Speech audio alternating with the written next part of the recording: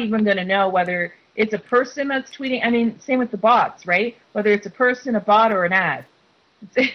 That's what it's come down to with Twitter. Are you real? Are you real? Or are you real? You're not. You know what I mean? Well, there's bots on Facebook. And that's the separation of Twitter, and that's why it's not as popular. Go ahead. There are bots on Facebook as well. I agree, but the way it's going now, so the way it started with Twitter and Facebook, everybody was about the numbers. It was the more numbers you had, the more influence you supposedly had. Then everybody caught on that you could buy those numbers, you could fake those numbers.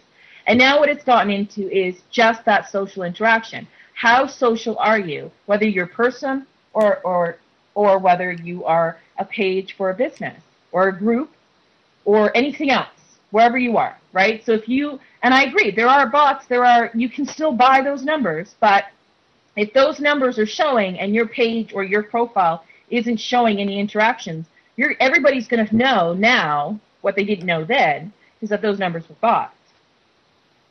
So now it is about social interactions, and so if there's not that social interaction of people talking back and forth to one another, your influence or your proof of being real or not is going to show through. Right. Yeah, I think you're right, that people have a way of being able to, in longer term conversations, be able to view realness, however you would define that. I mean, yeah. So someone sitting at the other end of Twitter or Facebook is going to be obvious versus computer-generated blurbs. And it's very apparent. You're right. It's very apparent. What's the bot? What's human?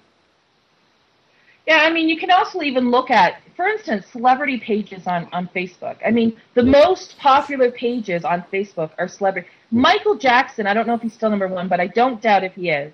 It's number one page. He's not even alive. How is he able to talk to you?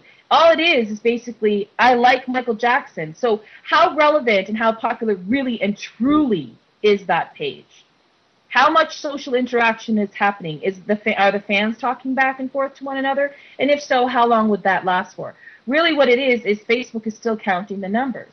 What they should be doing is looking at the actual insights of each page. I mean, they're taking the time right now, since they've spliced the pages from official to community pages, to actually go through each page to find out which page actually belongs in the official category and which page belongs in the community category based upon whether it's a business or if it's like, I love that business. Right. So, if they can take the time to do that, they really should take the time to look through the insights and see what's really going on and find the popular pages of real people. I'm not talking about, I'm sure Ashton Kutcher, I've seen Demi Moore right on there, and whether it's her or if it's not, I don't know. I'm not here to dispute whether she's real or not on Facebook, or on Twitter or wherever else, okay? I mean, same with Oprah, whomever else that people say aren't real.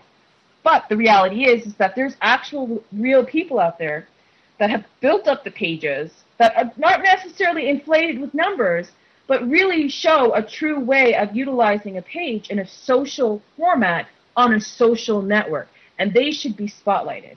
They should be the ones that are shown and congratulated. I mean, YouTube, gives badges for certain things or acknowledgement or whatever. I mean, Foursquare gives badges and acknowledgement. I think Facebook needs to come up with some kind of system that spotlights more on the social aspect than on just numbers. And now is the time to do it, because that is what people want. And from people wanting that, I mean, it comes back to the privacy thing again. That's something that we're going to have to give up. I mean, the more, let's say, if in offline world, okay?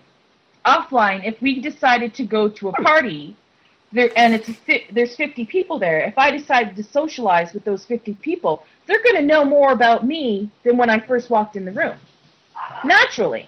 So if we look at Facebook, there's 400 million people that are actively using Facebook, and they have a possibility to know me. Now, do I think that the internet should know me? I don't know, okay? But the thing is that if I'm using the internet, I've got to know it's not the safest place in the universe. it's not the first medium you should go to if you want privacy. You should stick to your telephone, you should stick to your TV, and you should stick to your radio. And that's why the question's being flagged now, and I don't mean to be a hog in talking right now, but I'm very passionate about Facebook. It's my favorite social network, and I think it's got such potential to change the way we communicate than any other social network out there. And, you know, when you implement a new medium such as social media and, you know, hence social networking, into already a medium, the internet, that isn't regulated, we can't expect for that to be regulated too. That's my opinion. I agree. It's just, I think part of the thing we were, and I know we came out very harsh in our discussion of Facebook, but I think the point is they've got to make a better effort of the privacy, and they need to make a better effort of making Facebook more usable for the developers to actually build applications for the platform and not be so restrictive, not be so demanding about the types of technologies that are used.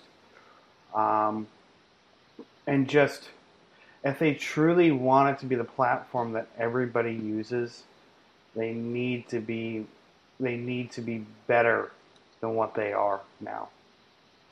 I agree with you. I completely agree with you. I mean, they have so many cracks that they need sealed, but for their foundation, in my opinion, again, for the foundation they have at the moment, they're headed in the right direction. But they have cracks that they do need sealed. And on a developer's perspective, I think that's partially why, you know, there's a lot of glitches and buggy apps on Facebook because of these limitations. Now, again, I'm not a developer, so I haven't tried it. So I really shouldn't talk. But at the same time, I guess the benefit of that is to help fix the failings in the Facebook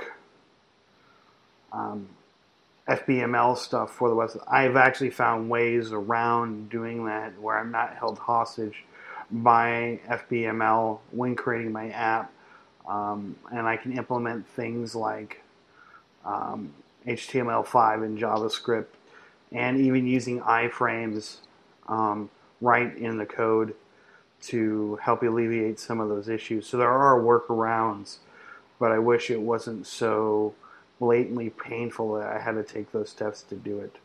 Well, you should write an article about those hard times you've had with those with implementing all of those various. I figured out a way to get Google ads into my Facebook applications. See, these are the things you should share because a lot of people would love to know that knowledge, you know? Because, I mean, Facebook, again, does limit you because I think they are afraid of turning into MySpace. And at the same time, it's good to have that type of restriction when it comes to a look format. You know, Facebook doesn't want to look like 100 different social networks. They want to look like Facebook. You know, it's like asking a website to have like 4 different colors all over, well, like 50 different colors, let's say, all over the page. It's going to look like a mess. I mean, that's what happened to MySpace. So there has to be some type of limitations in regards to development and the way you want to have the pages looking. But if you know how to get around that, you should share that, seriously. I would love to read that. I'd love to get educated on that. It would be interesting to. It would just. I don't. The question is, how much trouble would I get into by sharing that knowledge? Well, is it illegal to do that? Is it against terms of service? I haven't found anything in regards to against the terms of service. I know that Facebook doesn't like some of the technologies I'm using for workarounds in that regard, but none of my applications have been banned. But again, I don't advertise my apps, and I've only let a handful of people see them, so they haven't become very public. Well, I mean, that's the thing. If you want change, in my opinion, you've got to put it out there. If you wish for Facebook to be more open to developers, since you know how to use coding, since you know how to implement these things and get around it, then obviously there's a way to do it. It's not like Facebook can't allow you to do it. If you can do it, if you can find a way to do it. So, I mean, if you want it to change, and you should actually just